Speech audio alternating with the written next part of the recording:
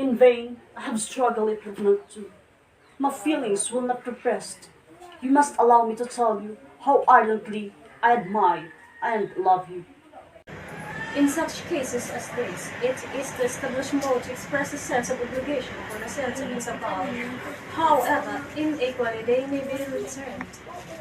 It is natural that obligation should be felt, and if I could be feel gratitude, I would not thank you, but I cannot. I have never desired your good opinion, and you have certainly bestowed it most unwillingly. I am sorry to have occasioned pain to anyone. It has been not occasionally done, however, and I hope will be a short duration.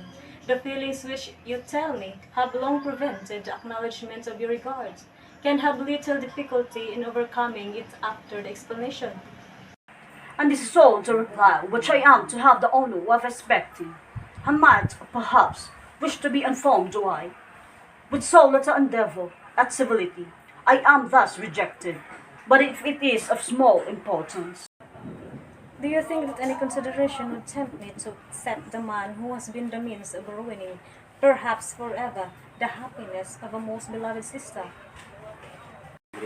I have every reason in the world to think ill of you. No motive can excuse the unjust and ungenerous part you acted there. You dare not, you cannot deny that you have been the principal, if not the only means of dividing them from each other, of exposing one of the center of the world for caprice and instability, and the other to its derision for disappointed hopes, and involving them both in the misery of acutest kind. Can you deny that you have done it? I have no wish of denying that I did everything in my power to separate friend from your sister. All that I rejoice in my success. Towards him, I have been kinder than towards myself. It is not merely this affair on which my dislike is founded. Long before it had taken place, my opinion of you was decided. Your character was unfolded in the recital which I received many months ago from Mr. Wickham. On this subject, what can you have said? In what imaginary act of friendship can you here defend yourself? Or under what my presentation can you here impose upon others? You take an eager interest in that gentleman's concerns. Who knows that what his misfortunes have been can help his feeling an interest in him? His misfortunes, yes, his misfortunes have been great indeed. And of your inflection, you have reduced him to his present state of poverty, comparative poverty. You have withheld advantages which you must know to have been designed for him. You have deprived the best years of his life of that independence which was no less his due than his desert. You have done all this, and yet you can treat the mention of his misfortune with contempt and ridicule. Expect me to rejoice in the inferiority of your connections?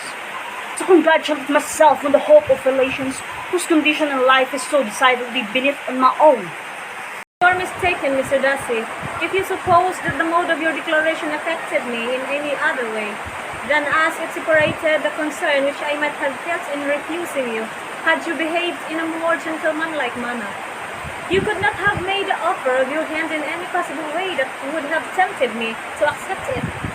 From the very beginning, from the first moment, I may almost say of my acquaintance with you, your manners, impressing me with the fullest belief your arrogance, your conceit, and your selfish disdain of the feeling of others, were such as to form the groundwork of disapprobation on which succeeding events have built so immovable a dislike, and I had known no a month before I felt that you were the last man in the world whom I could ever be prevailed on the merit. You have said quite enough, madam. I perfectly comprehend my feelings, and now have only to be ashamed of what on my own have been. Forgive me for having taken up so much of your time, and accept my best wishes for your health and happiness.